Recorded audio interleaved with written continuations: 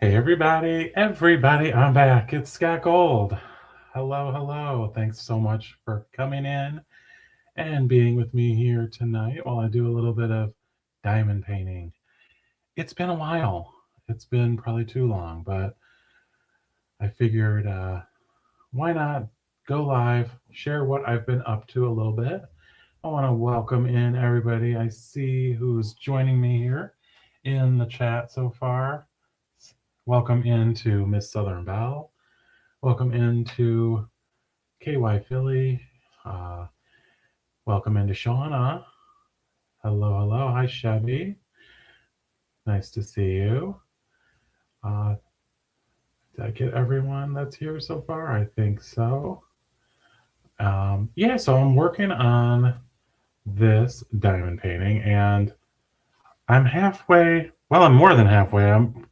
I'm probably the majority of the way through so far. So I figured now would be the time to show you what I'm working on. So I really only have this portion remaining. This is I figured I would make this. I had this custom made for my channel, the Scott Gold Experience. And all the border here has been filled in so far. I did some of the crown and my channel name so far. So that's what I'm going to be working on. And I figured, some of this area gets to be kind of boring to watch. So, and of course, you have to have a snack while you're diamond painting. So my snack tonight is this. These are Fannie Mae premium chocolate peanut butter truffles. And these are creamy peanut butter centers in a signature milk chocolate. They reminded me of Buckeyes. So, hey, Gemini, welcome in. So let's open these. I haven't looked at them yet. I just peeled the plastic off. They look good, don't they? Let's see how they actually look. Ooh, they look very nice. They were $13, so they better be good. Let's pull one out and see what it looks like. Very, like, well made here, flat bottom. Let's give it a taste.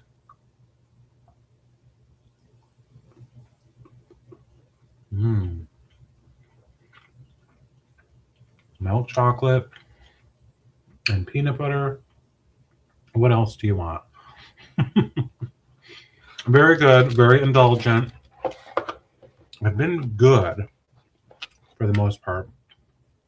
I've been continuing on with my exercise journey and been going to the gym 3 to 4 days a week. I've been going to Planet Fitness, and it's been really nice, actually. So I've been enjoying that. I've been going with a friend of mine a few times a week, but otherwise I've been going by myself.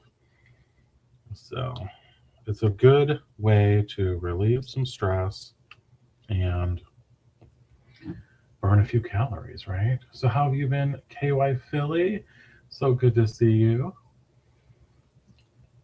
And I know you and Miss Southern Belle have been diamond painting away. Always busy there. I am not a fast diamond painter, but I have been cranking out several pieces, and I put them up on my channel in the form of shorts, and they have been. I've really enjoyed the ones from Five Below,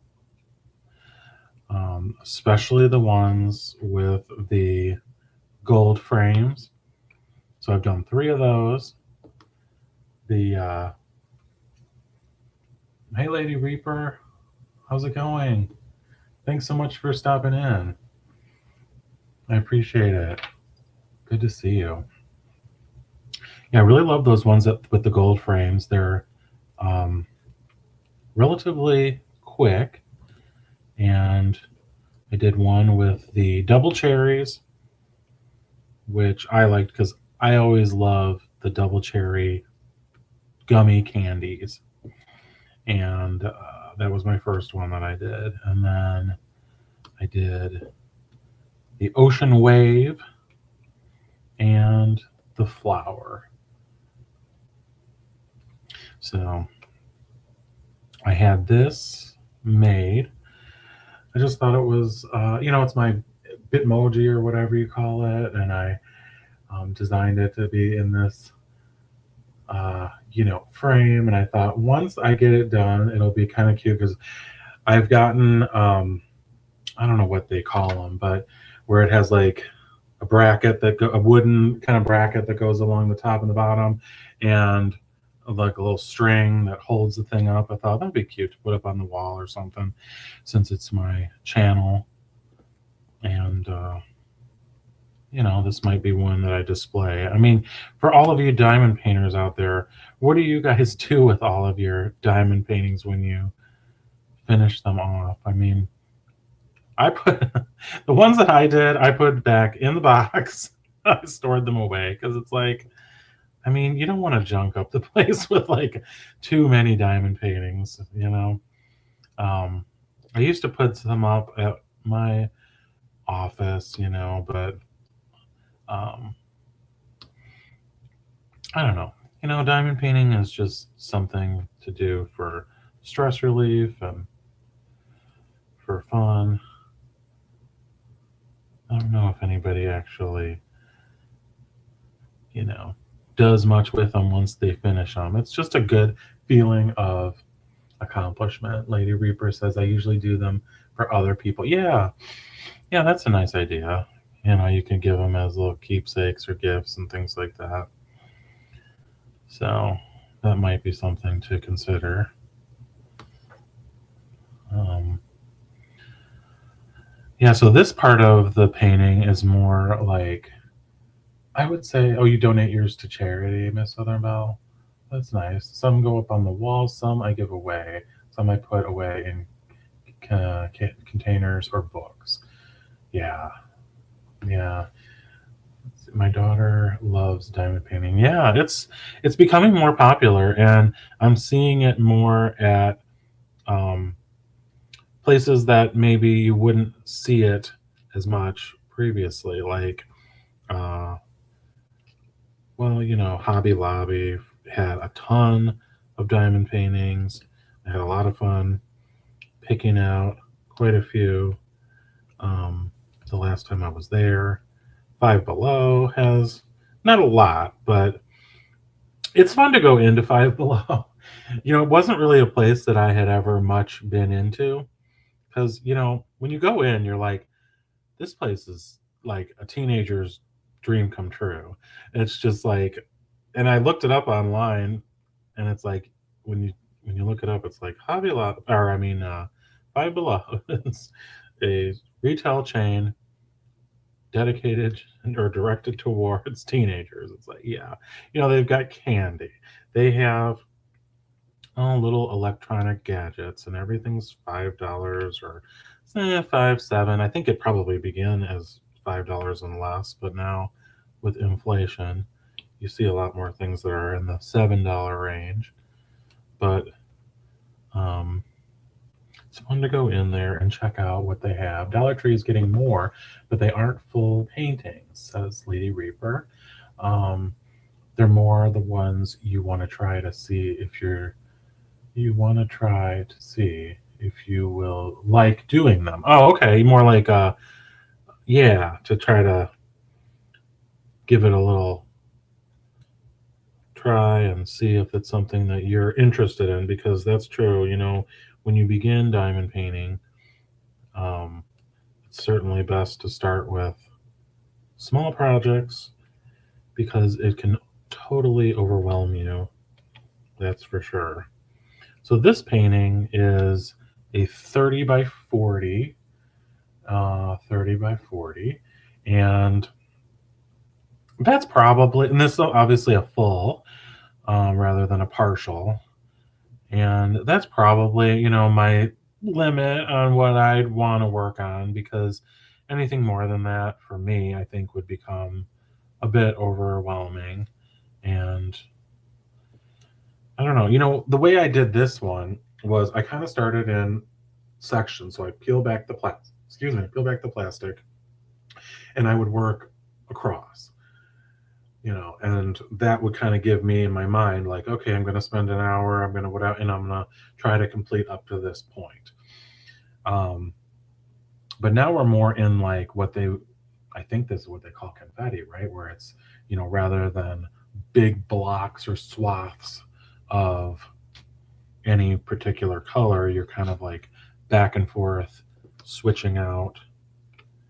And that is probably not my favorite, because then you're constantly switching out your tray, and um, it's not as fast. But this is the last part of it that I have left, this whole center part. So I figured I would peel away the whole plastic while I'm working on this part and try to like just fill in as many of the letter that I'm working on at one time before I switch it out. We'll see if I continue with that process. But that would definitely make things a little bit faster. So you don't want a 50 by 60. No, negative. I think that would probably drive me nuts. I started with, and Reaper says, the one I'm working on is a 22 by 40. Yeah, that's gonna take some dedication and patience. I have well, I started with like bookmarks, magnets, um, like drink coasters. Those were fun because, like the drink coasters, I think it came with a little holder to stack them in, and then 6 coasters, and it was very doable. So you can definitely get lost in this, though. I mean, there's definitely been times where I'll, be working away, and it'll be 2 in the morning, and you're like, well, I just want to keep going and try to get as much done as possible. So sometimes you do have to kind of limit yourself. But yeah, happy Sunday to everyone. I have been very busy. I've had a lot going on in my life, and today was just sort of a day to catch up with some family. Went over to my parents and visited with them. My sister came over. She has a birthday coming up, so we celebrated a little bit and exchanged a few gifts, and um, yeah, just had a nice day. Other than that, um,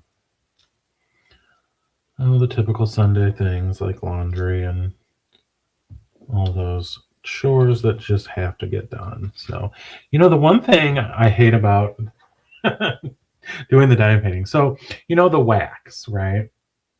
So you stab the wax, you do with the pen and all that. And then usually when you have fresh wax on the pen, you go to start laying the diamonds, and it'll leave like a little remnant. I'm going to show you this because it's real irritating to me. Like a little remnant of the wax, like stuck sort of in between and around the diamond. If you can see that red around the white diamond, and there's a few spots like that. Does anybody have a trick for getting rid of that? I mean, you try to take your nail, you try to pick it off. You try. The last time I took like a little toothbrush and I was trying to like scrape it off. It's really annoying that they use these bright colors. I either have this color or blue, so it's just going to show no matter what. Why don't they make this clear so that those little remnants don't mar your diamond painting? I use glue dots in my pen. Oh, so glue dots. I'm not familiar with that. Um, do you have one of those pens like Miss Southern Belle does, where it's like air, um, like an air pen? I knew Sherry would know because she knows everything about diamond painting. So I'm like, oh, while Sherry's here, let me try to think of my questions. And the other thing is, what is the difference? Okay, there's poured glue. Is this poured glue? I hear these expressions and these terms, and I don't really know what that means. Is a regular old diamond painting considered poured glue? I don't know. And what other kinds are there besides that?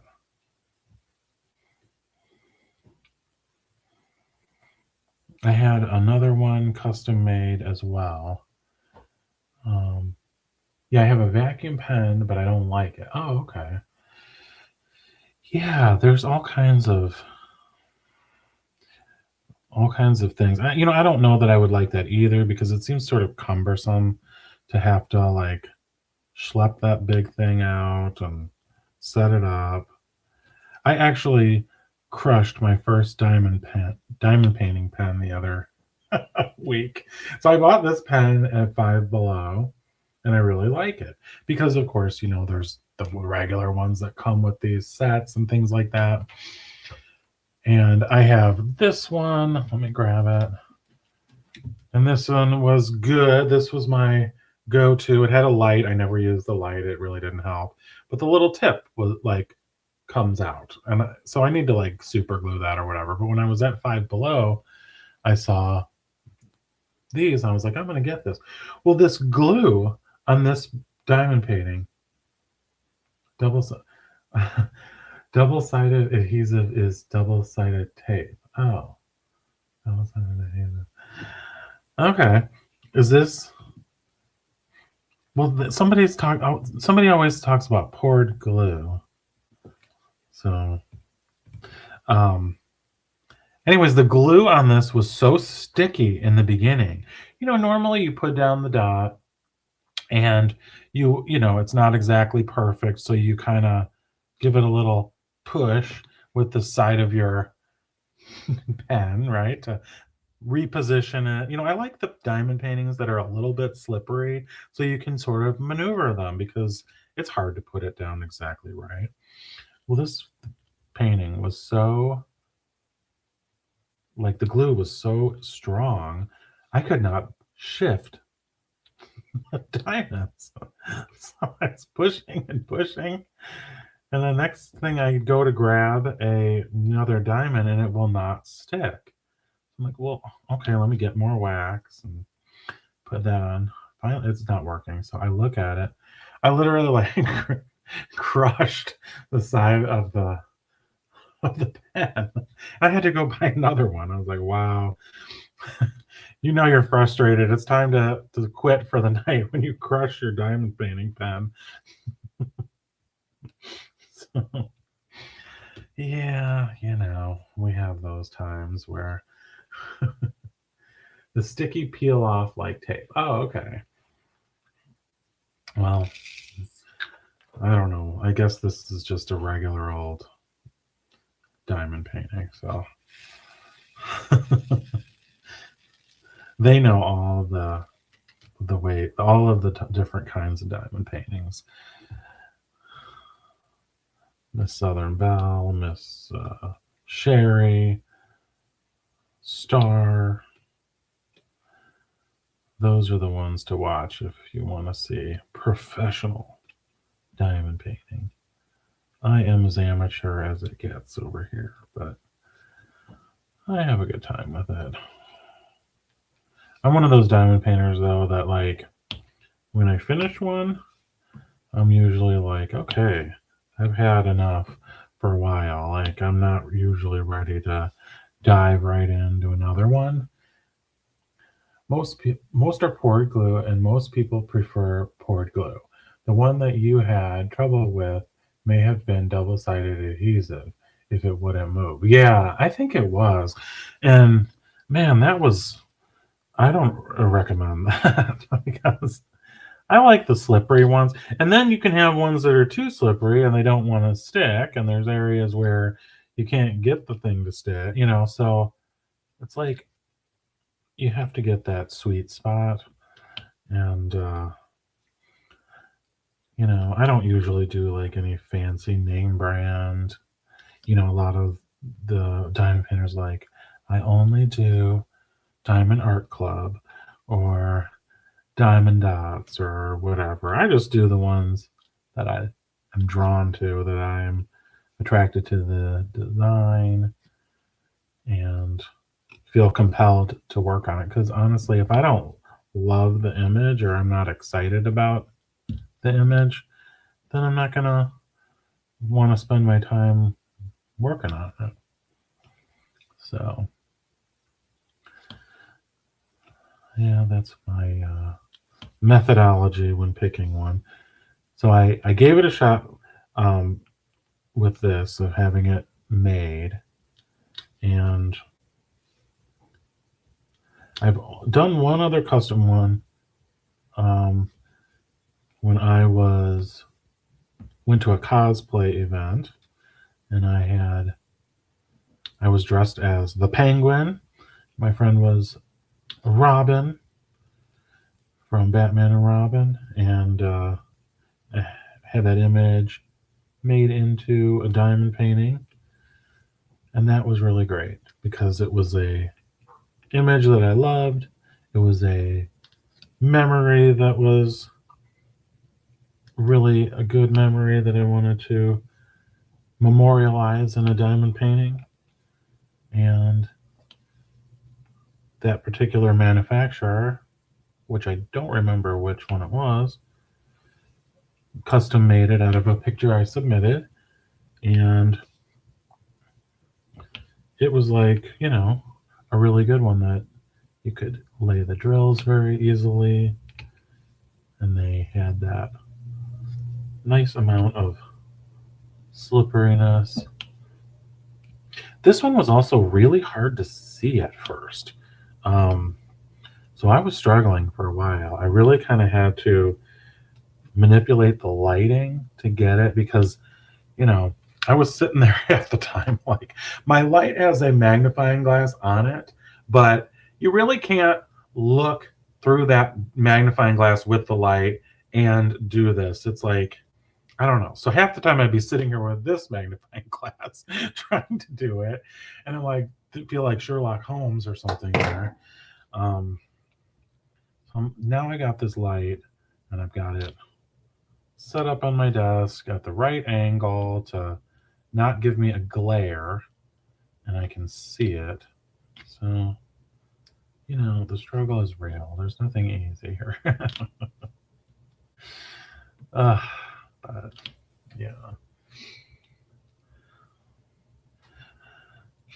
So, yeah, it's been spring is in the air, I would say. I feel like a lot of people have been out um, in my neighborhood anyways, like walking and biking, and you know, as soon as it's like 65, they're like, "Woohoo! It's time to put on the shorts and the tank top," and I'm like over here in a winter coat, like, not ready yet. You know?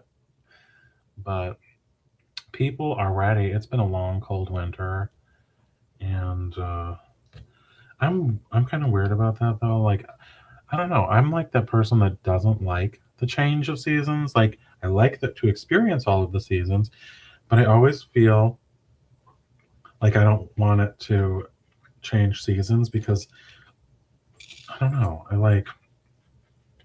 I enjoy all of the seasons. I think it has something to do with like having to change out the wardrobe, and it's like you get accustomed to like all of your winter clothes, and you don't want to. I have to change out my stuff and shift around the drawers usually, and bring stuff forward in the closet and all that, and I just hate doing that. So I'm just like, ugh. I don't want to, and I really hate it. This is what I really, when it's an unusual, when we experience any unusual weather, like for instance, let's say it's February and all of a sudden it's 75 degrees and you're like, or 70 degrees, and you're just like, no, it's February. It should not be 70 degrees. Like, I don't like that. Similarly, in the summer, if it were to get like, 50 or something, it makes me mad. So,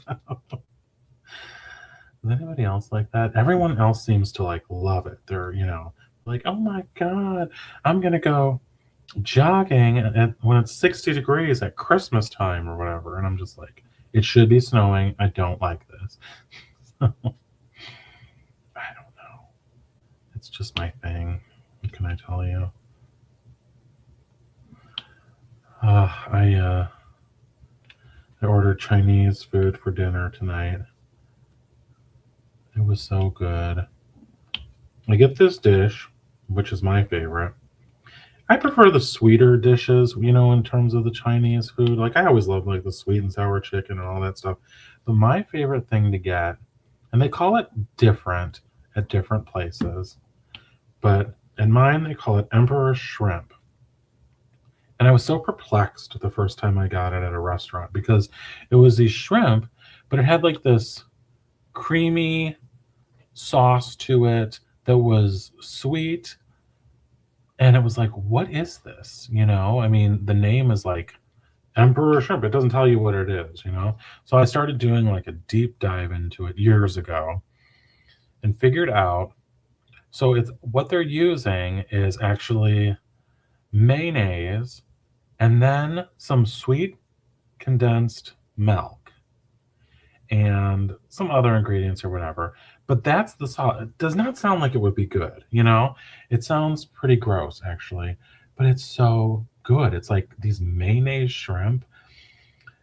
So my local, carryout place, they were calling it, and I've not seen it many places. There was this one place in Chicago called Evergreen in Chinatown.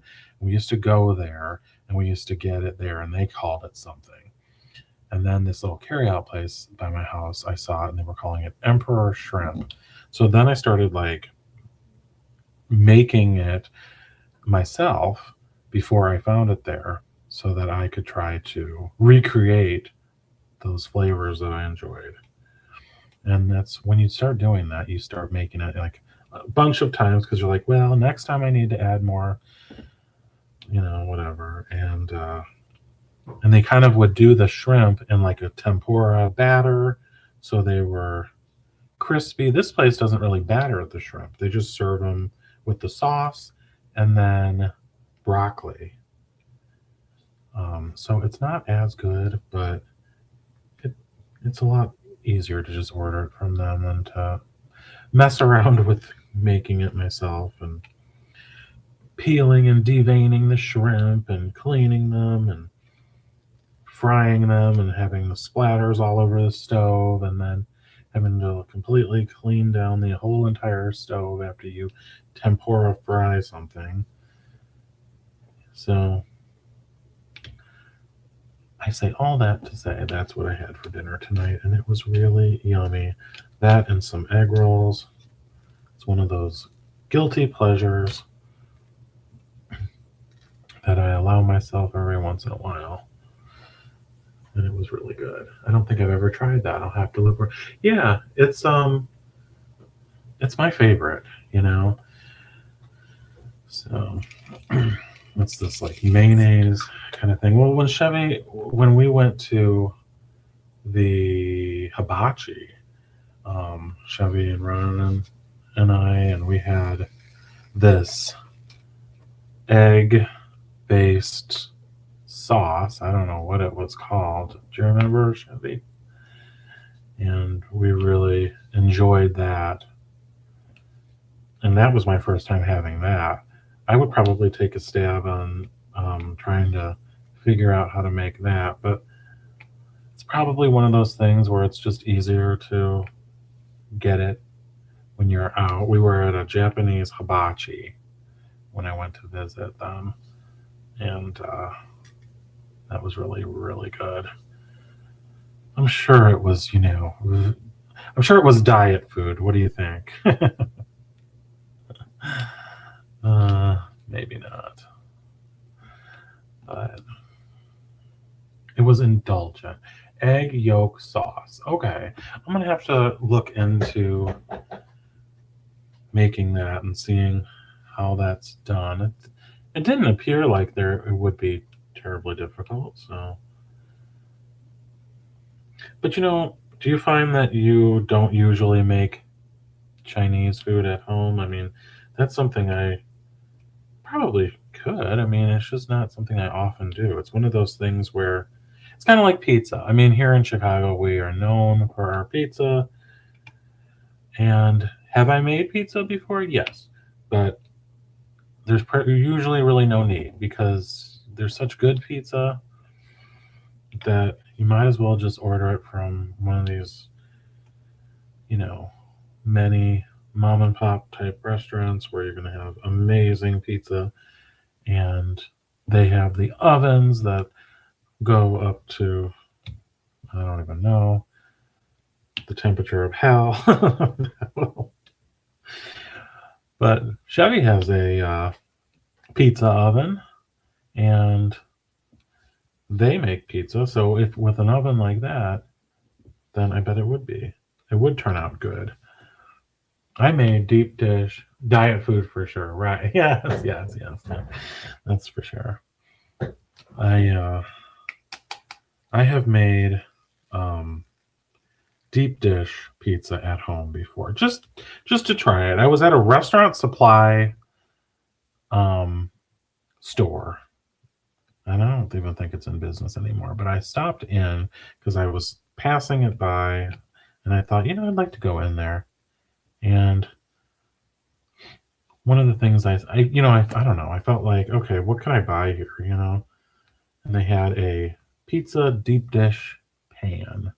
I thought, well, that's something I've never seen before. It's usually only restaurants that have those. So I bought one, and then I felt obligated to use it, and I had fun with that. But you know, most native Chicagoans, most people think of deep dish as our pizza that we generally eat, and we but most of the restaurants, I mean, that might be an option, but most people in Chicago don't usually order that. I mean, I like it, but it's a once in a while kind of thing. Usually we have what was called tavern style pizza, and that, rather than being cut into wedges, it's cut into like squares, and almost I've had people from out of town visiting, and we order pizza and they'd be like, what is this, like hors d'oeuvre pizza? And it's like, yeah, that's how they do it. I don't know why. The reason that they do it that way.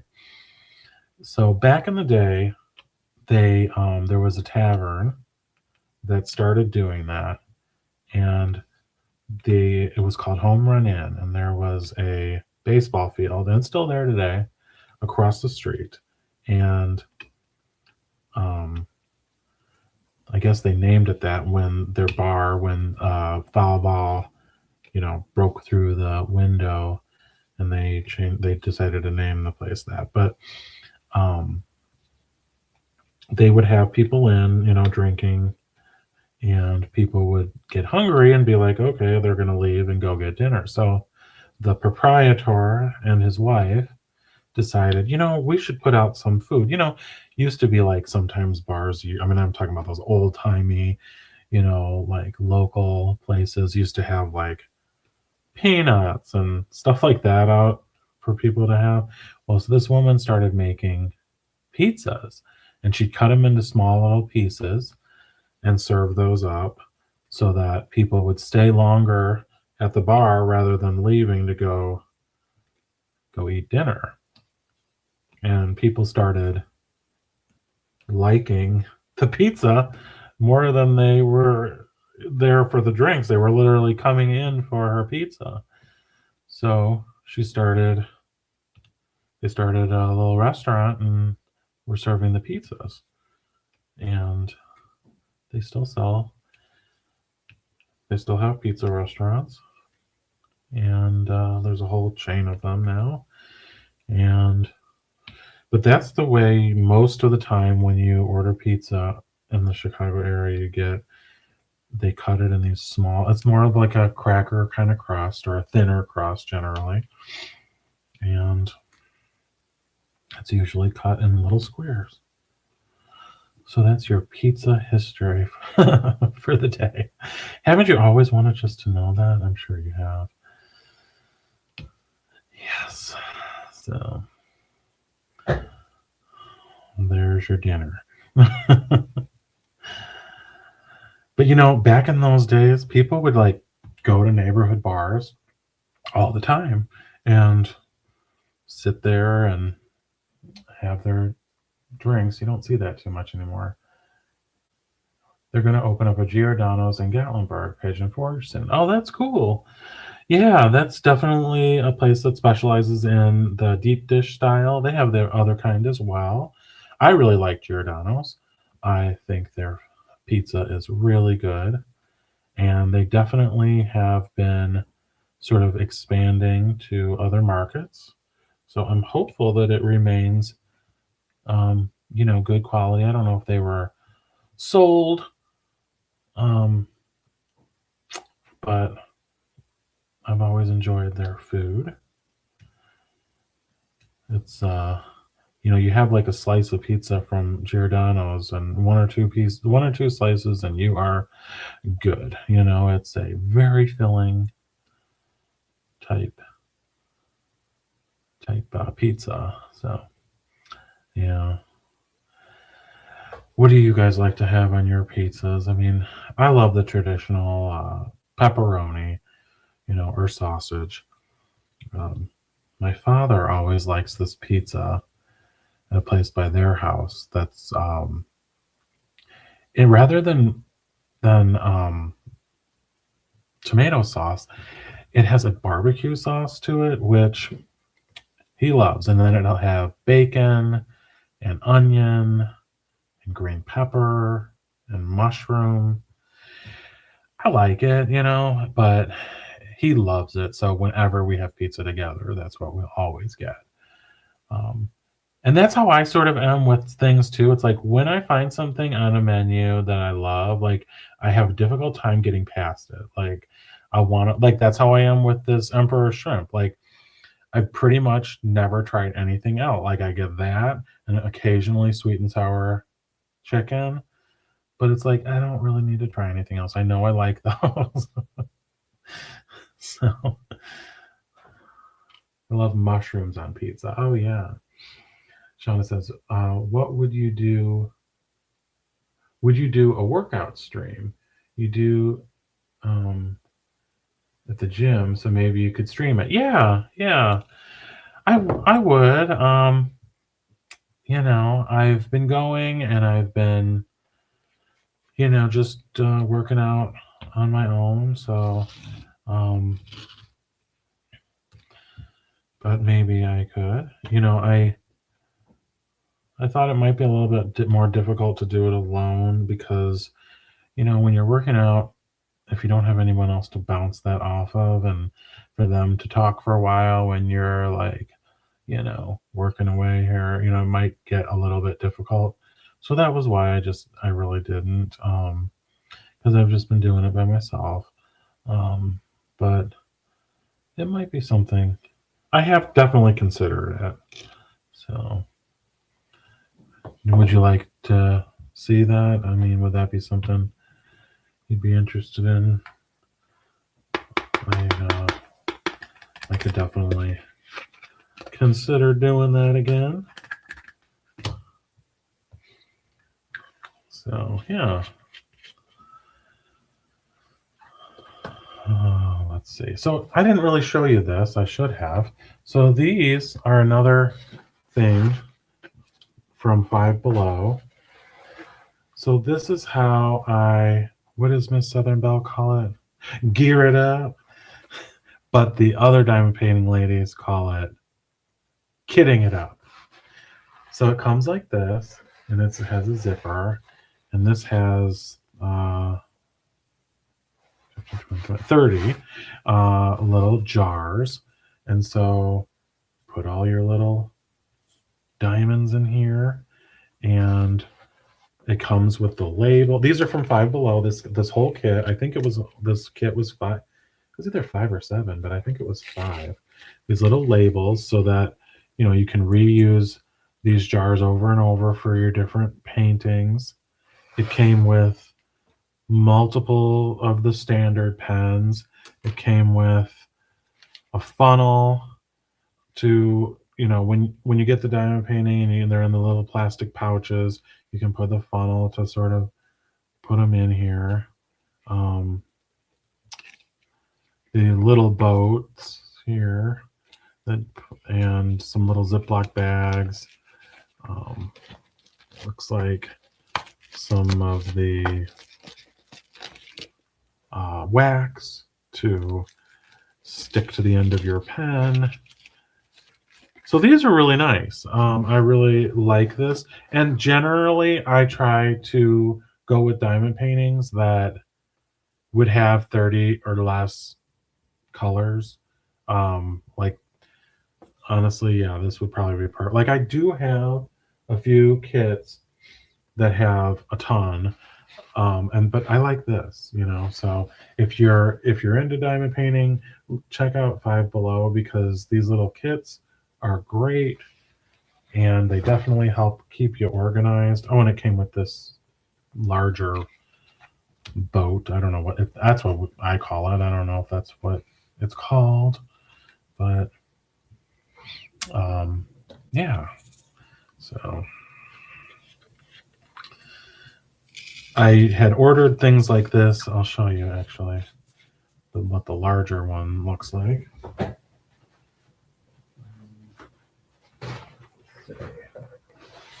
Oh, here's like the Mac Daddy, this big one here. And I think this one, so this has a whole nother level when you lift this off of more. But the more I thought about, I got this up at Temu, I think, a while back. The more I thought about that, I was like, I'm never going to use, I would never probably even attempt a diamond painting that would ever require that many. So I think my initial thought was, I could have multiple diamond paintings going at once, and you could work out of one kit.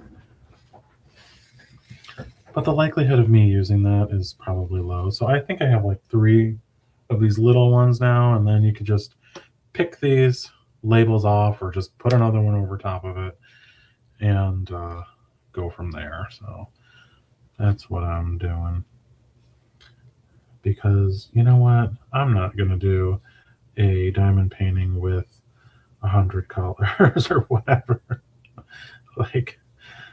What am I thinking? I would never attempt something like that.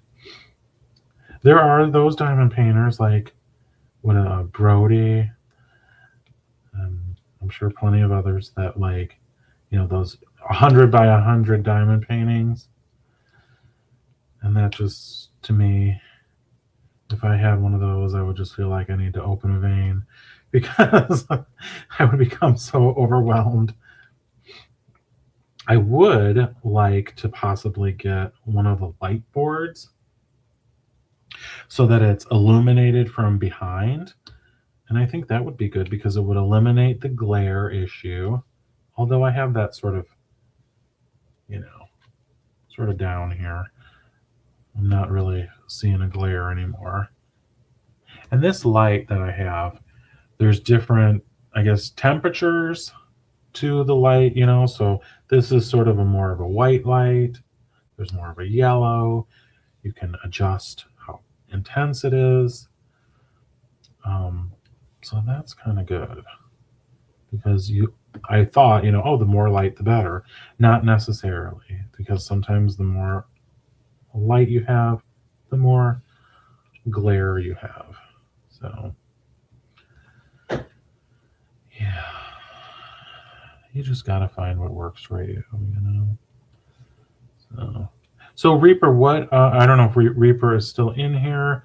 What are you working on now? You mentioned you're working on a pretty large one. How about any of you out there that are diamond painters? Sherry, Bill, what is your current project? And do you switch? Like, do you have multiple projects going at once? I've always been fascinated with people that like my brother-in-law. He's a voracious reader, and he'll read like 2 or 3 books at a time. I mean, not at a time, but like he'll have several books going at once. And I'm always like, why would you do that? Like, how can you? I don't know. I mean, I would say, how can you keep them straight? But I'm sure you can. But it just would never cross my mind to like start one book, read that for a few days, start another one, read that, and go back to the other one. Um, but everything is not for everyone. So, do you guys go between different diamond paintings and work on multiples at once? Or do you power through and just work on one until you finish it? And do you ever start a diamond painting and just be like, I really hate this diamond painting. I don't really want to do this. I'm not feeling it. I'm sure that has to happen.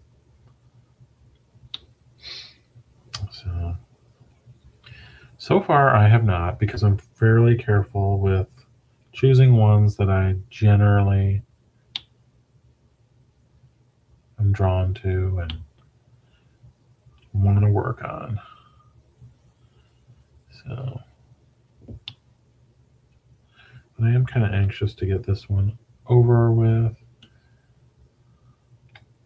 I've probably been working on this one for maybe about a week. I don't work on it every day. May even be longer than that. But I've had a lot going on, so I haven't devoted as much time. But for a while there, I was trying to do like an hour a day. I mean, I'm slow. I have never been a speed diamond painter.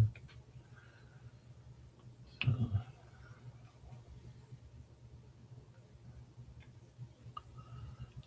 And I tried to do that. There's that pen where you can lay like 3 or 4 diamonds at a time. And that just doesn't work well for me. I'm not that precise. So I feel like I'm going to show you what they look like for anyone that doesn't know. So see the end here? You could potentially, put, I don't know, this one, gosh, I'd say you could probably fit like 6. So if you had a large section where you wanted to, you had the same color all in a row, you could do that. But once you do it, you have to then go back and manipulate them and push them around. And by the time you've done all that, you might as well have just laid them individually. When did you start your first diamond painting? I think I asked you about. Well, it was probably, I would say, a good 3 or 4 years ago. And Life with Ron had bought me and the Southern Belle some magnets. And we were all going to try it because another acquaintance we had on YouTube was big into diamond painting and would talk about it and do it on her channel. And we thought, well, we could try it too. Because we liked coloring. And we used to do coloring lives quite a bit. I still have a whole drawer here in my desk of all coloring books. So we started doing this, and I think we were all very scared of the thought of doing this because you look at this and you're like, oh my God, I would never have the patience to sit there and do that. And then if you've ever spilled the diamonds, then you really are like, I am never doing this again because they go all over. But you kind of have to you have to find your swing of it. You gotta find the right little bottles. And, once you start finding your technique, it's easier. So, yeah, I started then, and I did magnets, and they were like superhero magnets. And then I did coasters, and then I did bookmarks. And I liked the bookmarks. I would recommend those because they were doable. They were like these leather bookmarks, and I guess they would consider them partials because like part of it was sort of already sort of a picture, and then you didn't have to diamond paint every square inch of it. You know what I mean? So those made nice little gifts because again, you look at them sometimes and you think, well, what am I going to do with these once I finish them? Well, you could hand them out to people that maybe like reading or, So I did that. And I don't know, somebody convinced me to try one of these larger ones. And I thought I would not be able to do it, but then you start going and you like it. I've even I put up a few in my office at work, and we had a new employee, and she started asking me about it. So I was telling her, I was like, well, yeah, I do diamond painting, and I ended up bringing her one of the bookmark kits that came with, the bookmark, the diamonds, the pen, like everything you needed to do it. I was like, well, I don't know if you're really truly interested or you're just asking me to make conversation, but I'm like, this is a diamond painting, so if you want to try it, here you go. You can have one of these. And she was very appreciative, and she sat there and like on her lunch hour and over the course of a few days, like knocked it out, and she was like, oh my god, that was so addicting. I loved it. So more and more people are becoming diamond painters. Anybody can do it. It really isn't something that requires much. Kind of like painting by number, but way better because, painting by number is a colossal pain in the butt. You're constantly changing the pen or the brush. I just couldn't get into it. And the same thing with coloring by numbers. I just couldn't get into it. There wasn't any like room for any sort of it was like so regimented. I don't know. This really is the same, but there's something much more fun about it. You don't have the mess of like painting. I don't know. So this diamond is like, look at this diamond. It's like a double. I don't know if you can see it. But it's throwing that one away. Sometimes you get these. And this one has some things stuck to it. So, oh Lord, let's see here. Yeah, so I may go to the gym tomorrow. I've been going later than I used to. I'm on my own schedule. I go when I feel like it.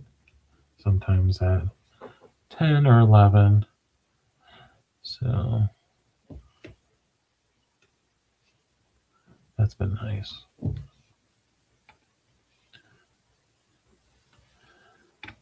And then been going with my friend Joanne. So that's been fun.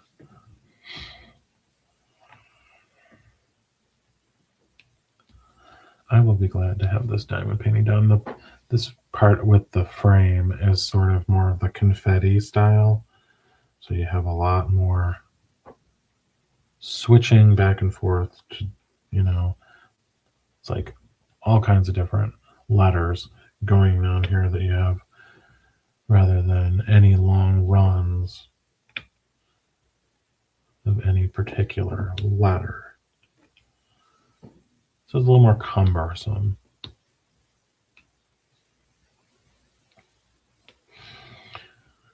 But I just wanted to show you guys what I have been up to here and what I've been working on. I could show you the diamond painting, another one that I had made that I haven't done. I put away. Let's see, Mr. K, how's it going, buddy? How are you? How is your Sunday? This is my diamond painting I'm working on right now. I have all of this area done up to here. I have this part. I know the light is a little difficult to see. I gotta have an intense light to be able to see these things, but my little emoji here of me in a frame, the Scott Gold experience.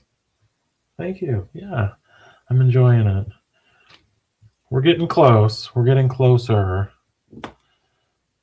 to getting done with this one. This will be my 4th diamond painting in probably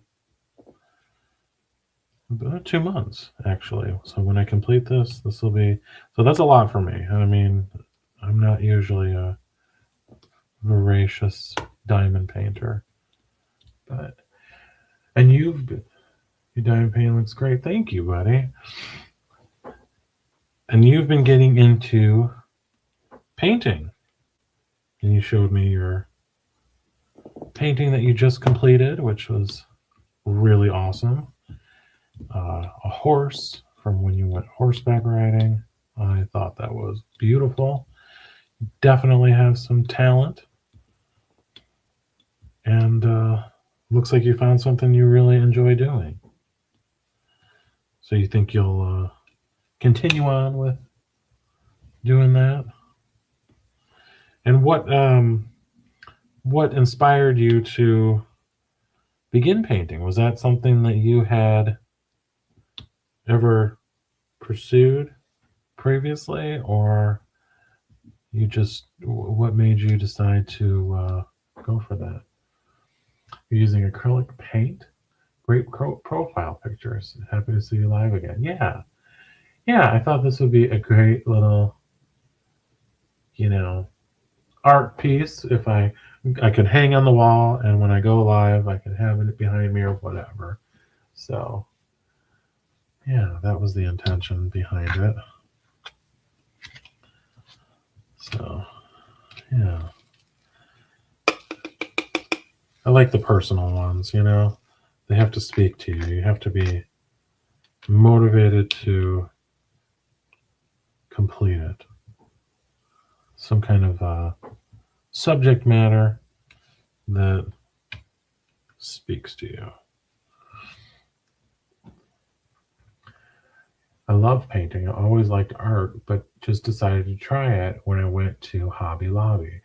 Okay. Well, I remember you telling me that you had been, you had gone to several of the, they call them different. I'm sure you've all heard of it. Like Pinot's Palette is one of the ones here, and there's different names where it's usually like, come to an art class and have wine or whatever, bring your friend, and then they sort of walk you through painting a picture. Everyone paints the same picture, and they sort of walk you through it. Because I remember when I went to one of those for the first time, I was just like, oh, I don't know how to paint. I can't draw. Like, there's no way I'm going to be good at that. And my friends were like, oh, no, you don't have to. I'm like, you're going to have to know something. And they're like, no, really. And the instructor stands up there and is like, okay, now take the red and put a line here. And then you're like, oh, now what? And then it's like, and suddenly you end up with whatever. And the whole thing sort of evolves stroke by stroke. Bottle and, let's see here, Bottega, sip and paint. Okay, yeah. Sip and paint and all that kind of thing. Right. So was that sort of what got you into the thought of, trying regular painting on your own then after would that sort of give you a little confidence to want to try it? Because I always felt like after I went to one of those, I always felt like, oh, I wonder if I could try this on my own, if I'd be successful with it or not.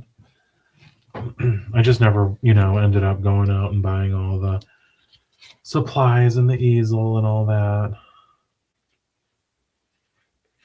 But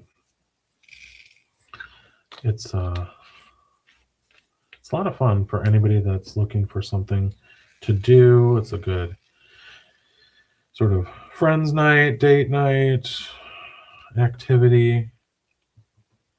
I definitely was nervous to do that the first time and then ended up really enjoying it and bringing several friends, and we've all had a good time doing it. So yeah, going to those places has kind of got me into it. Yeah, I could see that for sure. Yeah, and they usually start you with, with something that's pretty, well, that's not too overwhelming. It'll be like a landscape scene generally. I think I had one where it was, a person in a boat on a pond, and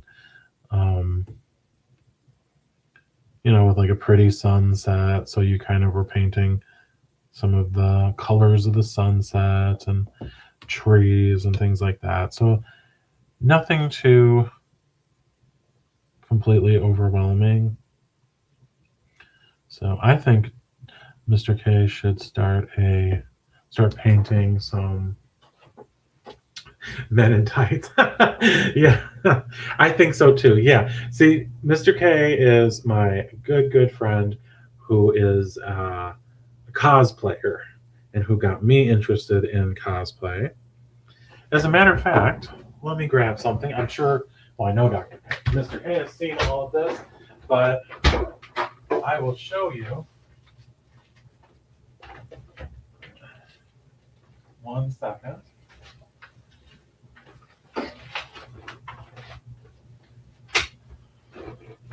So this is the diamond painting of the two of us.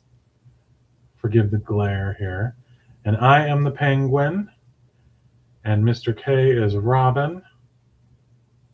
And that was one of our cosplay events that we attended together.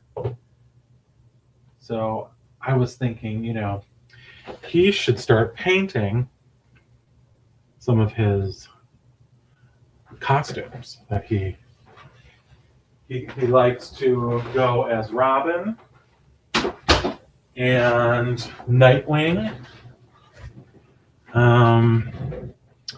Who else? Well, when we go to the Renaissance Fair, he goes as Robin Hood. He's got a bunch of costumes, so he could do a whole series on costumes. I think that would be good. And then then one day when these become priceless works of art, it will be the Men in Tights, his Men in Tights phase. Kind of like all the greats have their phases, right? Different. Yeah, I think so. Pizza Soup Comedy. Oh, hey, buddy, how you doing? Yeah, so, you may want to consider that, Mr. K. You may want to consider that. I think it could be a tremendous success. And then when you get enough of them, you can present at a gallery, and you could have all of your superhero paintings for sale or for auction. See, that's how I just start going. My mind runs wild. And I'm thinking, yeah, you can totally do this. These paintings will sell for a fortune. You'll retire on your paintings. What do you think? It could happen. I mean, everyone starts somewhere. You start with,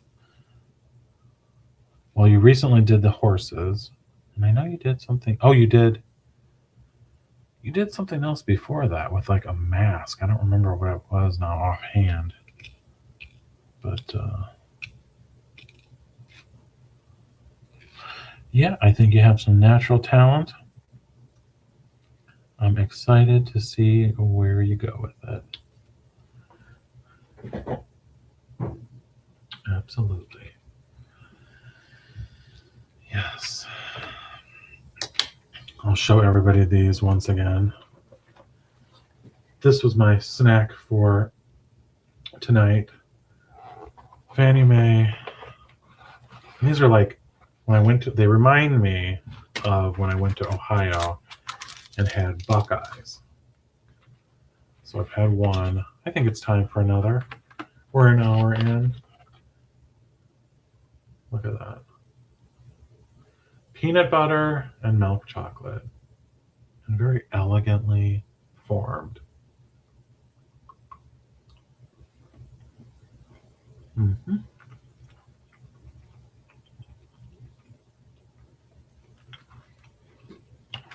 Very good.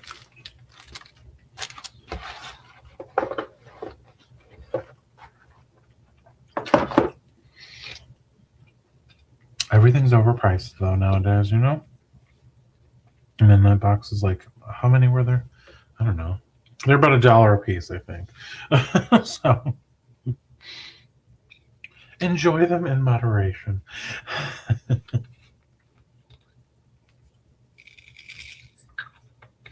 I had bought my sister some candies for her birthday, along with some other things, and I was there picking them up, a different kind that she enjoys. And I saw those. And I was just like craving something chocolate. I haven't been keeping a lot of sweets in the house, other than those blueberry cookies, which were very good.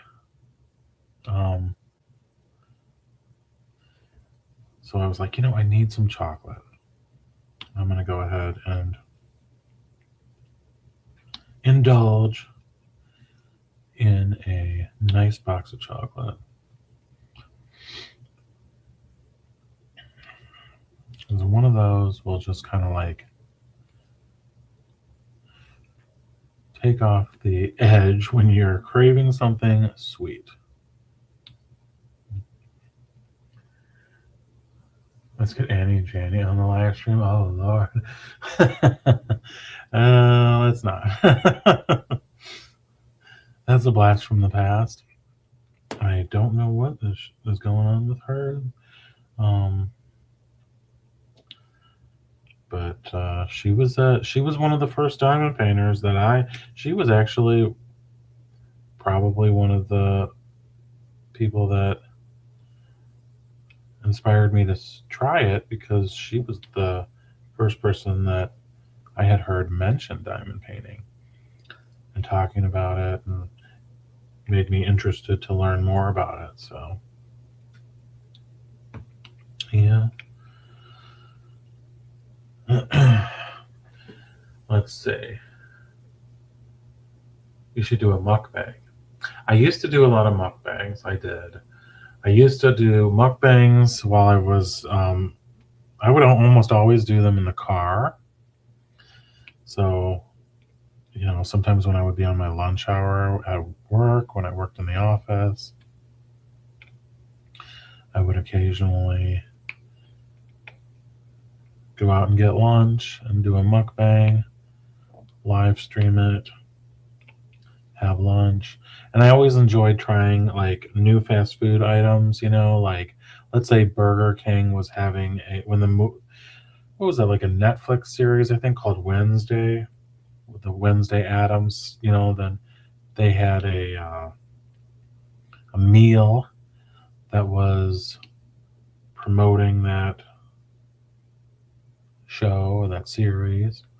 So I would go and try to get any new promotional items.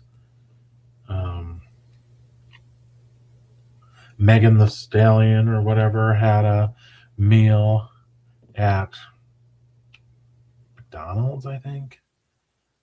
So, I try those types of things. Yeah, so I haven't done anything like that in a long time. But yeah, that was my beginnings of the things I would do in the beginning, especially in those beginning days when you want to get monetized and you need to build your hours. Then you're really doing all kinds of things like that just to get hours and stuff. So yeah, I used to do all that.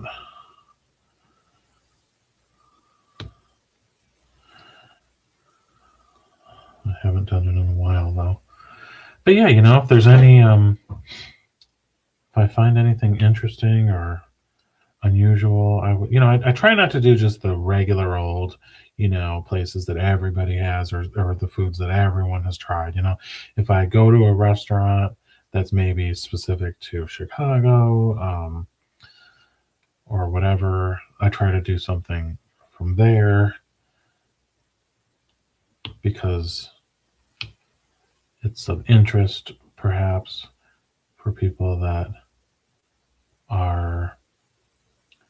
I try to do things that you might get residual views on rather than necessarily just on that one particular day. So sometimes people are like, oh, I wonder how that restaurant is. And then you're able to make a video where you put that in the title and stuff, and then you'll get views on something like that for years to come because people will type that into the search and then your video will come up. So I do that kind of stuff. So yeah. I keep getting ads that cover the chat text. Oh, Lazy Retired Granny, hello. Welcome in. How are you tonight? Are you diamond painting? If you are, I know you'd be cranking them out because our Laser Retired Granny is quite possibly the world's fastest diamond painter. She does speed diamond painting. Not really, but she cranks them out at a remarkable clip. No sooner than she starts, she's posting her video showing the completed work, and she does beautiful work, very quick. I don't know how you do it. I guess lots and lots of practice. Is that your secret? Usually when you ask someone their secret, there's usually no secret. It's really just hard work and dedication. And he or she who works the hardest becomes the best. That's the secret. So in life, there are very few shortcuts. You usually just have to do the work. The hard work of becoming the best. retirement. Lots of time on my hands. Yes. Yeah. What are you working on now? Do you work on a single diamond painting at a time until you complete it, or do you have multiple irons in the fire, so to speak? And do you work on multiple projects at one time? And what are you working on now? Yeah, Belle, what are you working on?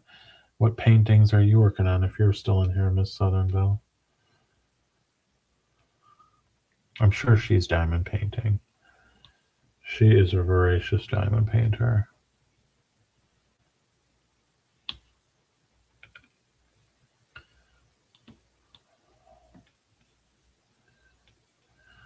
Uh-huh. I wish I could retire. Yeah. What would you do if you retired, Mr. K? Would you do more painting? I know you would be traveling like crazy, I'm sure. He's a world traveler. He loves traveling to Poland in particular, where he explores his heritage and his motherland. He's American, but loves Polish culture, and that's where he is. His genealogy is based out of. So that's really interesting. And Mr. K is a history buff. He really knows a lot of information about all these countries and cultures that he visits. And I think that's really awesome.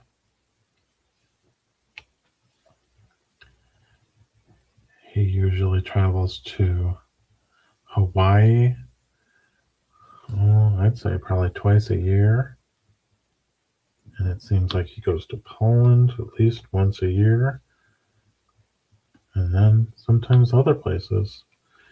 So I travel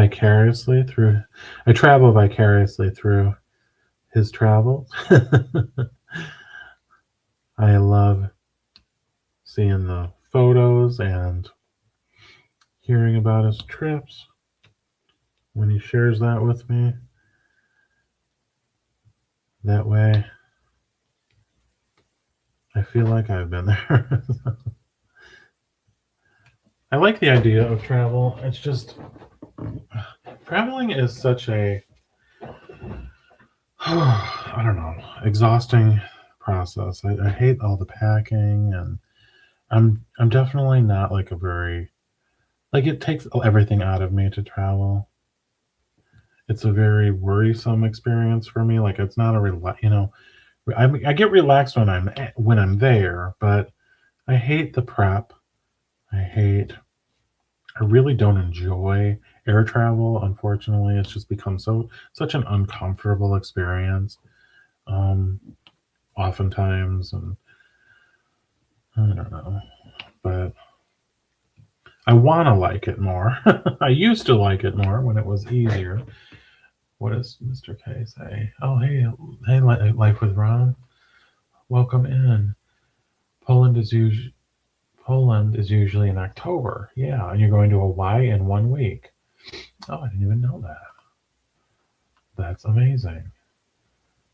See, and I'd be stressing out if I was going there, because I'd be like, oh my God, I have to pack. I have to do this. I got all the things I have to do. And he's probably like, oh, I'm not worried about it. I missed a lot of the conversation. I do apologize. Lazy Retired Granny. I start my Chuck Tinson tomorrow doing for a weekend retreat and the PR canvas. And my year-long canvas. Oh, you do a year-long canvas. Wow. Mr. K says I would be painting, traveling, working out, and going to every Comic Con and Ren Fair. I know that's right. Miss Southern Belle says hello to Sherry. I got a fever for a Pringle potato chips. Can you help me out since you're a nurse?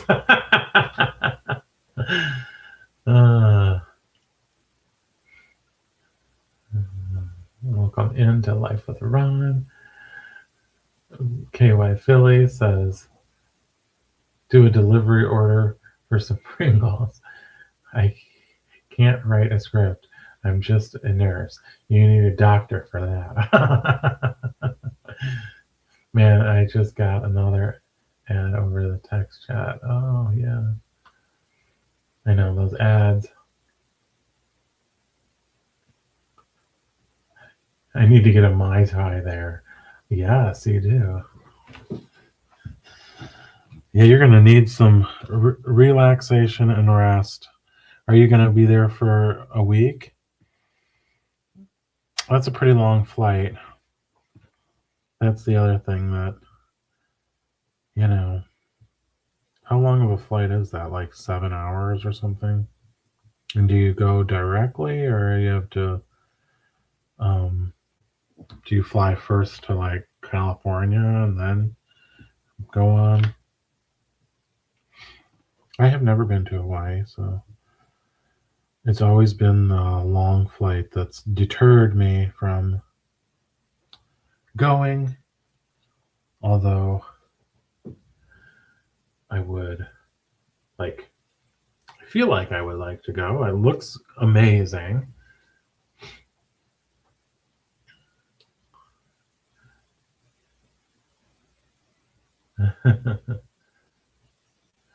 Yes. Mr. K says he's the son of a nurse. That's right. He'll be there 10 days. It's 8 hours from Chicago O'Hare.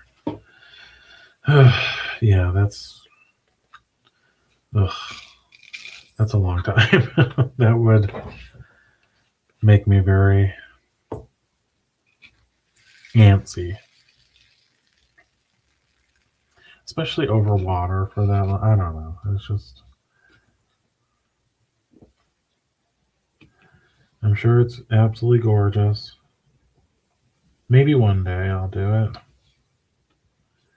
I would like to.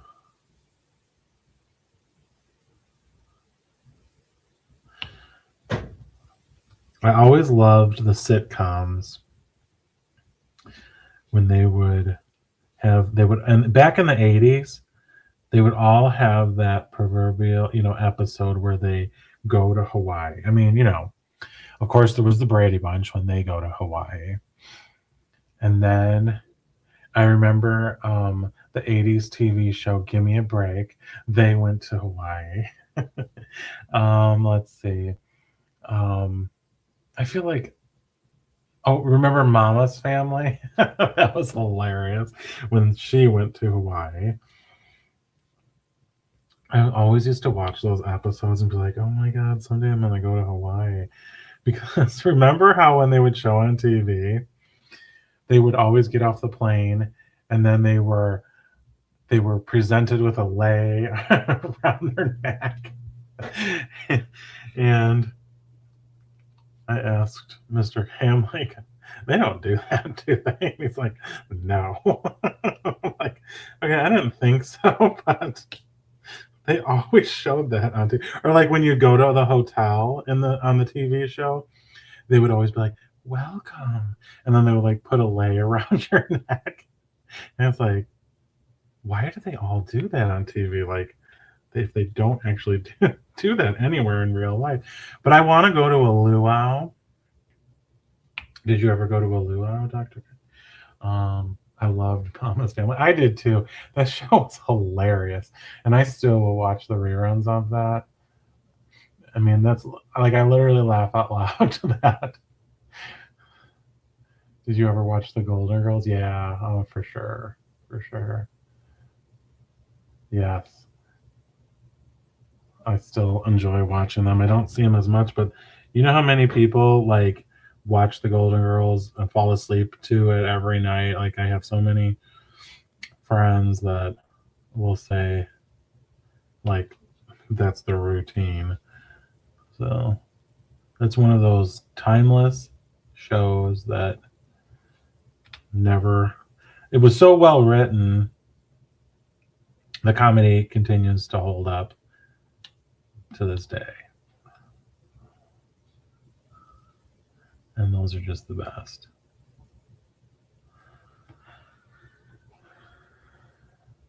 I haven't been to a Hawaiian luau in years. I just like to go to the beach and rest. Yeah. Like I want to go to one of those luaus where they roast the pig in the ground. I don't know. I'm sure it would. I don't know. Does that taste good or just the whole like? I want the pig with the apple in its mouth. I want the fire. I want the those batons that they spin around with the fire on them. I want those guys in those like grass skirt type things. I want um I want like the whole package. Like the more cliche, the better. Like I want the TV, the 80s sitcom TV luau experience. Oh, and I also want a limbo. I don't know if that's something that's done at a luau, but I feel like it should be. And if it isn't, I still want to do it.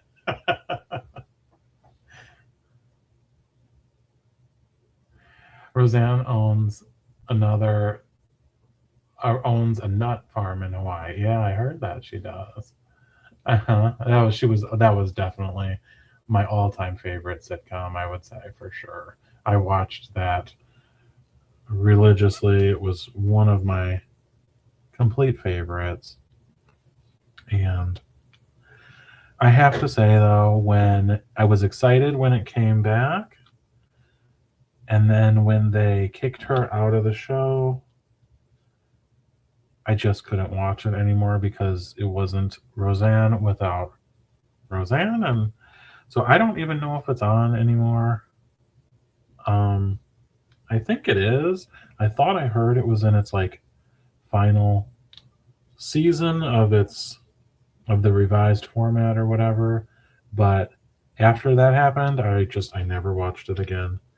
And I was so sad because I was so excited because I had watched every episode um, growing up and watched the reruns for years and years. And I was so disappointed when that happened. I couldn't watch it anymore. Home Improvement, yeah. It's funny. My mom likes. I tried to get her into diamond painting years ago, and she had no patience for it. I had bought her a diamond painting, and she tried it for a little while, and she was like, "That same one is still in a closet somewhere." It's like it wasn't her thing, and that was years ago, long before I ever tried it. And of course, I did exactly the wrong thing, which was buy a large canvas, probably larger than that. This is a 30 by 40, so it's probably larger than this, and it was all very tiny, and it was a very confetti-ish, so it was a lot of switching back and forth. She did a little bit of it, and then just was like, this isn't for me. But I was over visiting today, and she does like doing puzzles. I hate puzzles. I'm just not good at them. I just never liked them. But she had one that she was working on, and she has a puzzle board, so you can lay it out, and it kind of has these drawers on the side, so you can kind of separate puzzle pieces. And the nice thing about it is you can pick the whole thing up and move it. Whereas normally with a puzzle, say you start on your dining room table, now you've got that dining room table occupied until you finish it, and then you better hurry up and break it down because you. So there's a puzzle board, but she has one called '90s sitcoms, and it was Roseanne and Seinfeld, Home Improvement, um,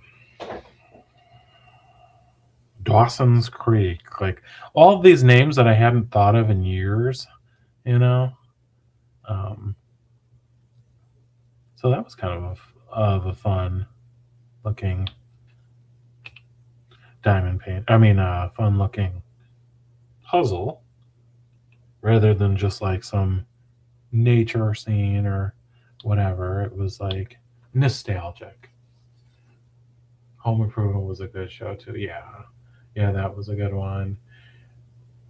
Home Improvement. Yeah, that was the one with the neighbor, right? And he would always, you'd only saw half of his face over the fence, and he'd always be like, "Heidi ho, neighbor." Well, I remember my neighbor. I remember when that show was popular or whatever. And one time I was out in the yard. I was living at my parents' house in those days, and the neighbor was out in his yard, and she must have been watching the show, so she comes up to the fence and says, "Heidi ho, neighbor." And we just laughed. Hmm.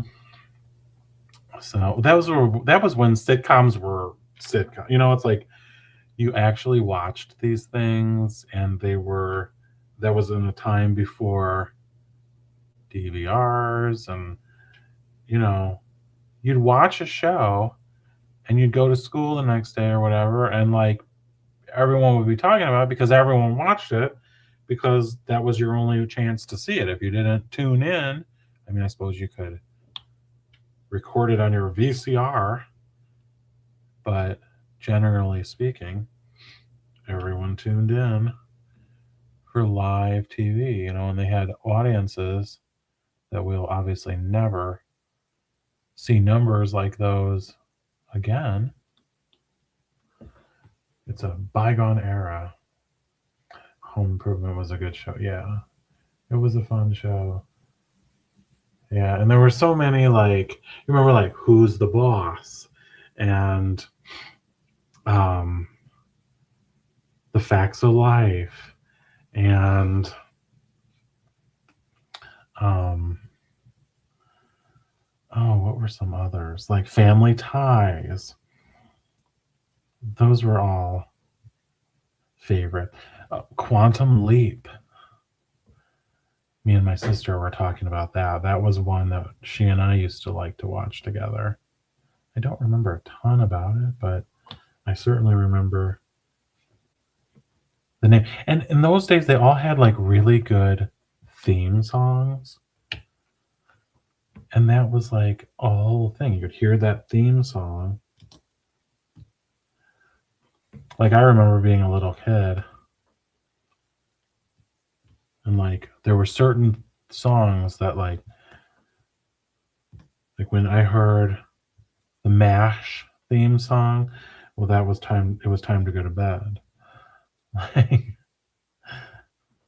you remember, you have these associations, and now if I ever were to see that show and that theme song comes on, that's the memory, because it was always when that song came on, it was okay, it's time to go to bed. A Different World, yeah. Yeah, A Different World, and The Cosby Show. Hmm. Yeah. Silver Spoons. I liked that a lot. I remember.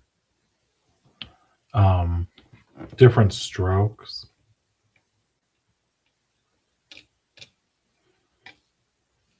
There were so many of them. There really were.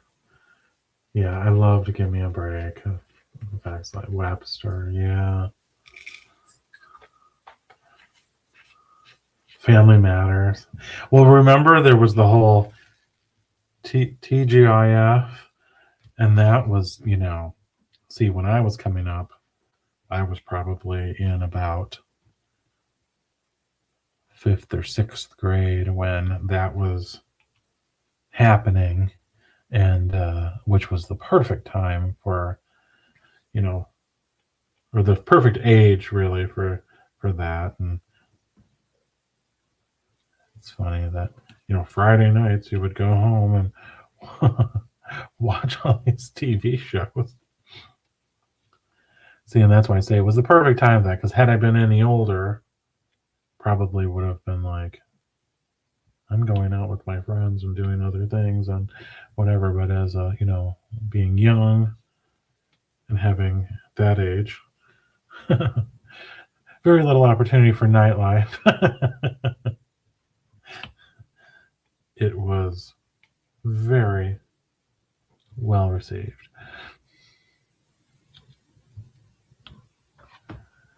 The Fresh Prince of Bel Air, yeah.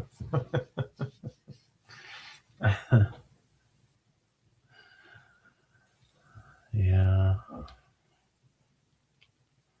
There was a great many. So when you go to Hawaii, Mr. K, do you, I mean, I know you go yearly. Do you have like, do you guys go out to eat all the time? Like, do you have your restaurants that you must hit up, or, you know, or do you mostly just, I mean, I suppose from as many years as you've gone, you've seen, you've done a lot of exploring. Did you ever go to like, I don't know, I feel like if you went to Hawaii, you'd have to go sightseeing like in nature. You'd have to go to a waterfall. That would be one thing you'd have to do. And then there'd have to be like some legend, like that some native Hawaiian like threw this lei in into the waterfall, and if you do it, your love will come back. I don't know. There's got to be like some.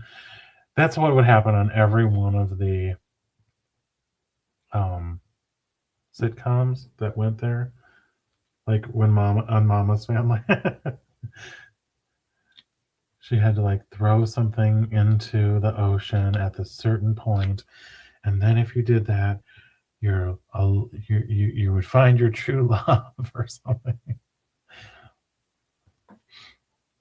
I would totally do that. Yeah, I think you need to go to a waterfall. I eat out a lot, but mostly American restaurants. Yeah. I liked Step by Step, says Ron. Yeah, that was a good one. I remember that. That took place in Port Washington, Wisconsin, which is not all that far from Chicago. And I have friends that live in Port Washington.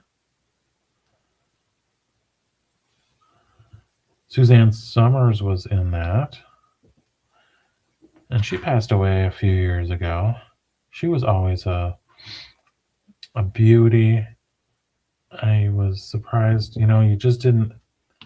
Well, of course, she had a lot of work done, I'm sure, but you never really pictured her being the age I'm sure she was. So, when I was at the gym the other day, one of the things we do, my friend Joanne and I, we do this thing where I don't know what the hell it's called, but you put your legs on it and it goes in and out, and then you put your legs on the other way and you push it out and all that. I'm always like, this totally reminds me of the Thigh Master. And we talk about that. Like, oh my God, do you remember that?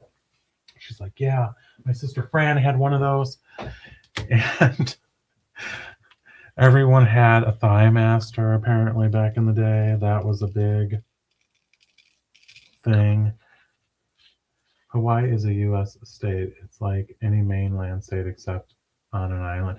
I know that, but like in my mind, I want it to be more exotic than that, because in my mind, it is more exotic than that. So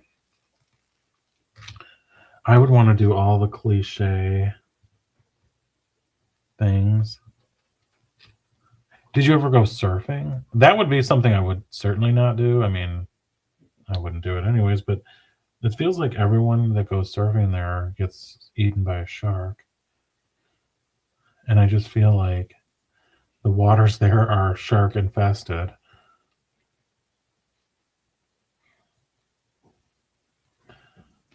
So, yeah, I don't know. I mean, like, I feel like you hear of a lot of shark attacks. So, there, I would probably love going to, and the beaches look like they're dark sand, which is different because of what? About the volcanoes, right? Oh, and I want to go to a volcano too. Did you ever go to a volcano? Suzanne Summers hosted Candid Camera for a few seasons, and yes, she was the Thigh-Master spokesperson. Yeah, I remember that Thigh-Master. I've gone longboarding there, but I'm not that good. Some beaches are dark sand. Yeah, I want to see like a dark sand. I want to go to a luau. I want to go see a volcano. Um, that like, oh, I want to go and see where like a volcano erupted, and it's like it looks like this molten, like, well, this like black rock that has hardened now, and you can walk on it and stuff like. I'd like to see that. Hmm. What else?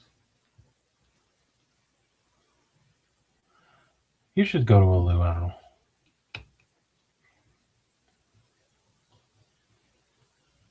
I would totally make a video of that. And I think you should limbo because that just feels like something that should happen at the luau.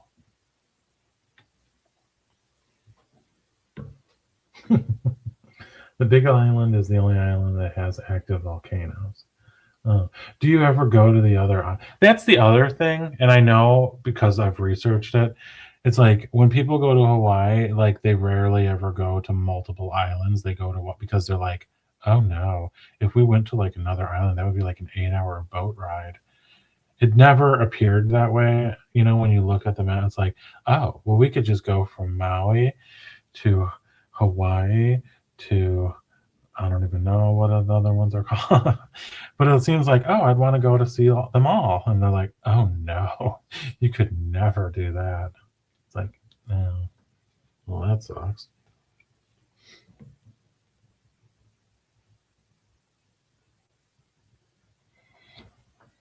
I've only been to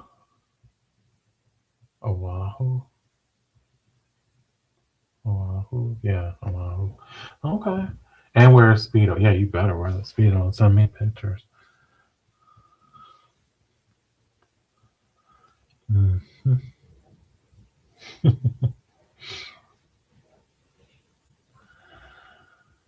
Yes.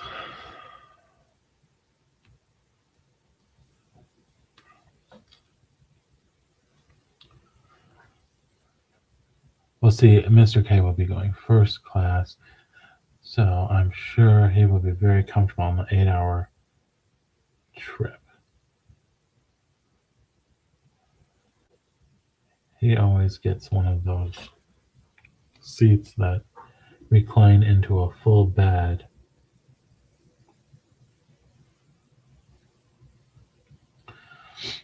So, yeah, I suppose 8 hours like that would be completely fine. But 8 hours in a coach seat crammed in like a sardine and just be praying to get out of there, that would be miserable.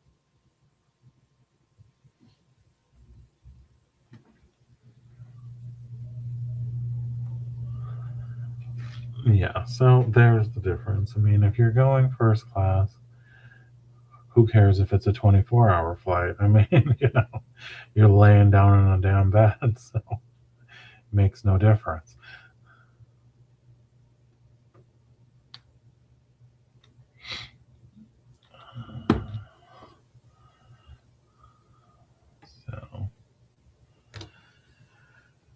I have a diamond painting of Lahaina. Lahaina? What is that? Is that something in Hawaiian? I feel like it is.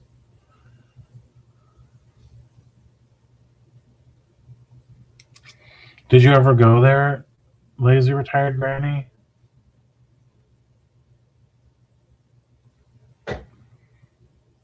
I think we should have a diamond painting convention there.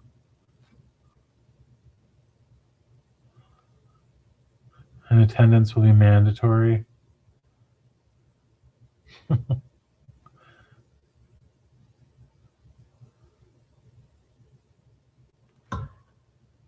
Lahaina is a town in Maui. Oh, okay. I don't fly. Oh, okay. Well, you can live vicariously through the diamond painting then. Mr. K, have you ever been to Lahaina? Wait, Maui. No, you only went to Oahu. So, no, you never went there. Well, maybe you can just skip on over this time and let us know how it is. I'm probably like, no, that would take 18 hours aboard a boat.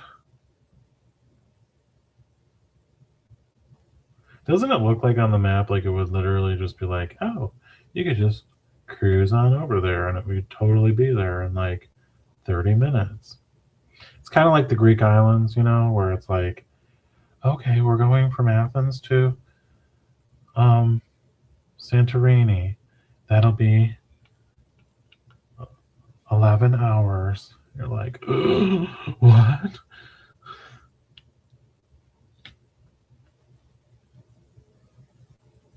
It was destroyed there. That's the town that had the fire. Oh, okay. It was destroyed and they're rebuilding it. Okay. Oh, yeah, I remember that now. Yeah, I saw Oprah Winfrey is like one of the largest landowners in Hawaii. She owns thousands of acres and she's buying up there's very little, there's not a lot of remaining buildable land that would be, flat enough to actually allow for building. And she's buying up that and also farmland.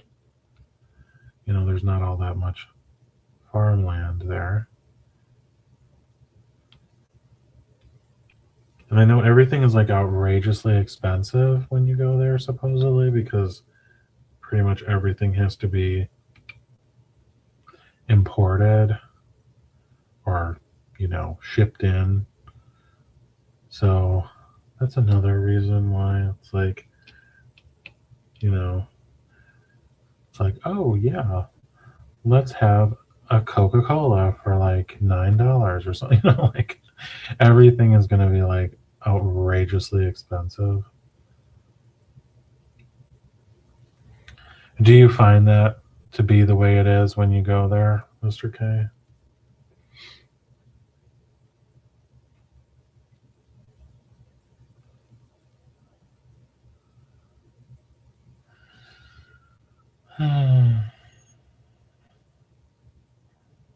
This weekend went by too fast.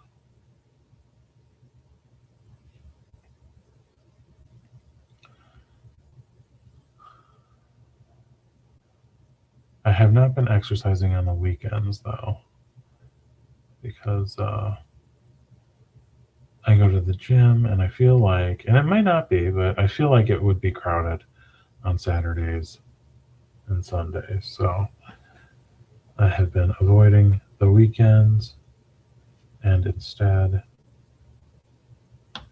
going during the weekdays. So, Honolulu is a large city, but I'm happy to be somewhere warm. Yeah.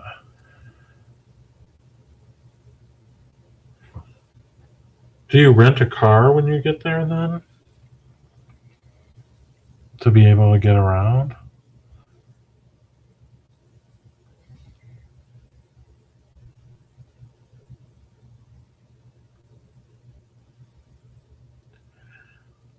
I wonder how warm it is there. And is it ever cold, or does it stay warm all year round? See, in my mind, it's like a tropical paradise at all times. I have no idea if it really is.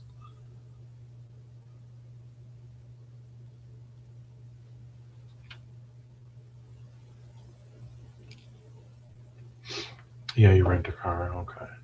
I work out of my spandex shorts. Oh, I know. It's across the airport. Oh, yeah. The rental car company. Yeah. Yeah, that's the best way to go.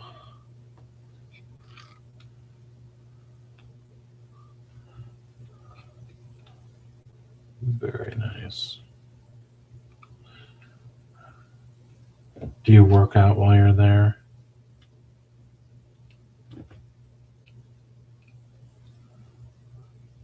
I bet he does. He's that type that he would go and work out while he's on vacation.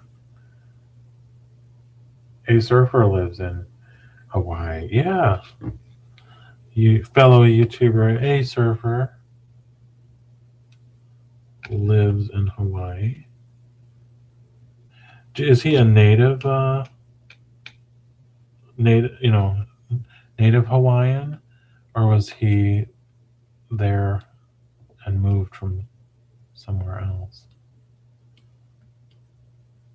I don't know him well. I mean, I know I've heard you speak of him quite a bit, and I've met him in chats and things, but I haven't looked at his channel a lot. I do a little exercise. Okay. Do you have a pool at your condo there? I'm sure I would spend most of my time at the pool. That's my favorite. He's a native. Oh, okay. I think Miss Southern Belle should go to Hawaii.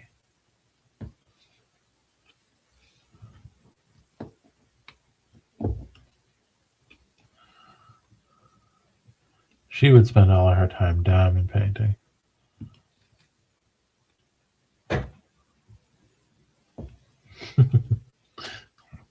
I'd say, Miss Southern Belle, don't you want to go to a luau? No, I'm diamond painting. Sherry's going to be going live soon. I got to stay here and watch.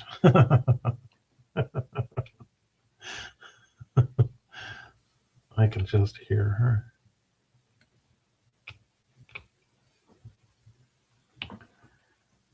Shopping. Too expensive.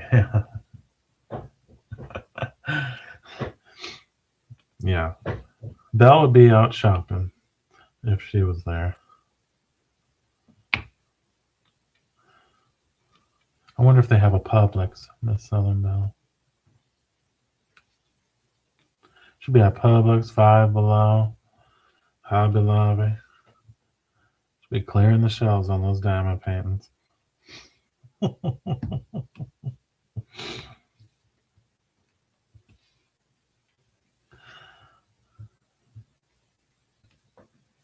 I love shopping. No, A Surfer took me shopping. Oh, did you do a live stream while you were watching? That's cool. Were the stores any different?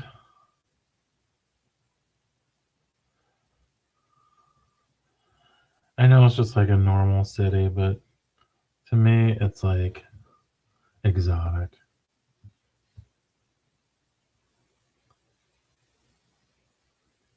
Do you remember when the Brady Bunch went to Hawaii and they took that shell, and there was a curse that if you took anything from the island, you would be cursed.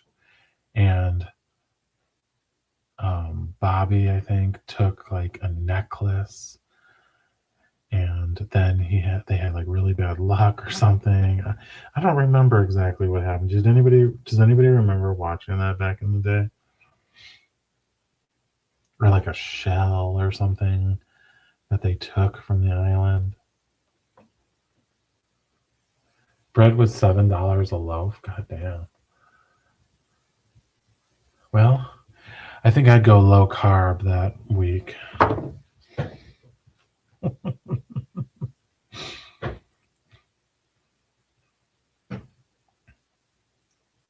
$7 a loaf? That is insane.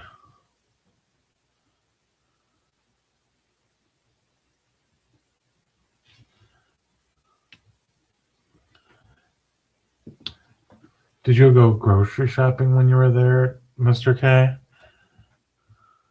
I'd love to see what that's like. Especially with those outrageous prices. I bet like a trip to the grocery store would cost like $300 for just like the essentials. If prices are like that sky high, I mean, I could definitely see probably like $300-400.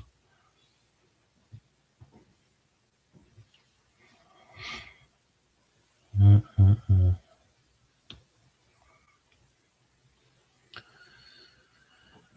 Yeah, well, maybe it's for the best I haven't gone. Because then I'd be like, I'm never coming back here. The prices are outrageous.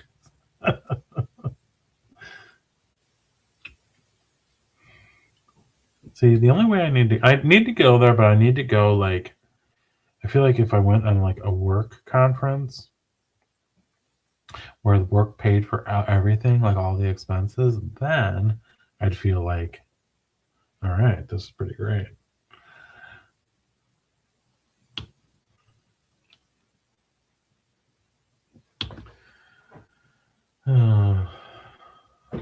Yeah, the grocery stores are Safeway and Foodland. So Walmart and Costco are there. So is it like outrageously expensive when you shop there? I mean, are you spending like $500 on a week's worth of groceries? Oh, that would make a really fun video. Like if you went shopping and then did a haul and you were like, here's everything that I bought and here's what it cost. I bet jaws would be dropping. That would be a great video.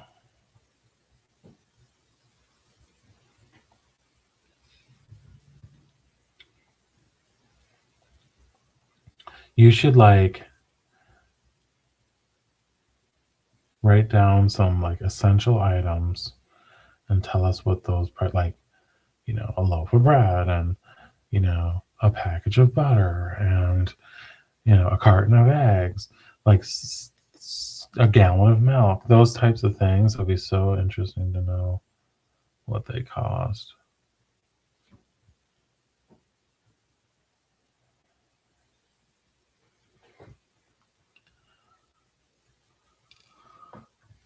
Ketchup and mustard and mayonnaise is outrageous there.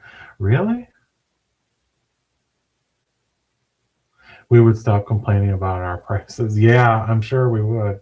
Especially, I don't remember the exact amount, to be honest. Okay, your job this time is to remember and report back because I'm going to want to know details. So now you have plenty of notice. Take note. Oh, and I wonder what gas costs over there. I bet that's sky high. Well, we are almost at 2 hours, so I think that's probably a good time to wrap this up tonight. Thank you guys for being here with me. I really appreciate it. This has been a lot of fun.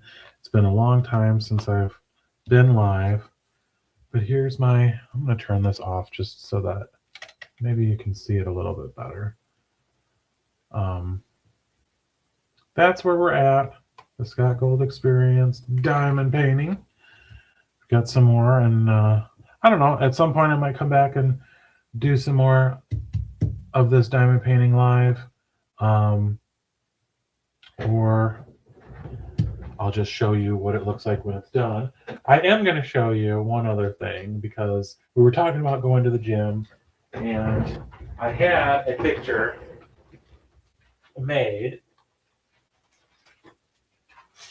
I had a picture made for when we were going to the gym. So I'll just show it here because I may not ever do this one, but this was fun. So this is me. Life with Ron. I'm eating a protein bar, and it says Brotein on my shirt. Life with Ron is drinking a Tim Hortons. Gemini is with his pink weights and his goofy headband and looks like some kind of little ears. And Chumba Queen is taking a selfie on the elliptical. So this was one that I was going to do when we used to go to Planet Fitness. I had that made. So that was a kind of a fun one. But I had this one made as well, so I've been doing this one. So you should do it. It's cute. Yeah, I think it's cute too. So, but we haven't been doing that anymore, but it was a good memory. So yeah, I appreciate you guys coming in and spending this time with me. Thank you so much to Lazy Retired Granny and Miss Southern Belle, to Shauna. Thank you so much for being here and being such a good support and friend. Thank you to Mr. K. Thank you. We have Life with Ron and Chevy were in here earlier. Who else was here? I know Shauna. We had who else was in here? There was a few people that stopped by briefly to say, oh, and KY Philly, of course, has been in here.